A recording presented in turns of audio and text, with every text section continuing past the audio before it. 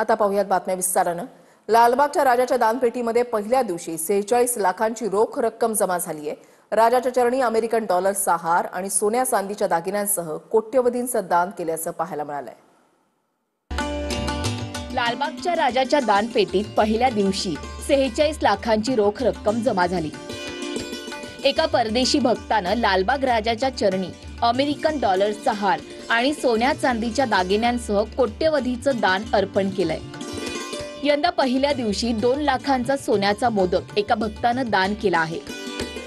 चांदीच्या वस्तू 1 किलो चांदीची वाटी दान करण्यात आली। सोन्याचे कॉइन, अंगठी, गणपती, मुकुट, हार, पाळणा, समई अशा अनेक गोष्टी दान स्वरूपात अर्पण केलेल्या दिसून आल्यात। लालबागचा राजा सार्वजनिक गणेशोत्सव मंडळ हे दान गरजू सर्वसामान्य नागरिकांच्या कल्याणकारी उपक्रमासाठी वापरत असतं। मंडळांचे खजिनदार मंगेश दळवी आणि त्यांच्या कार्यकारिणी सदस्यांच्या उपस्थितीत ही मोजदाद करण्यात आली। ही मोजदाद बँक ऑफ महाराष्ट्र आणि GS महानगर बँकेचे कर्मचारी करत असतात।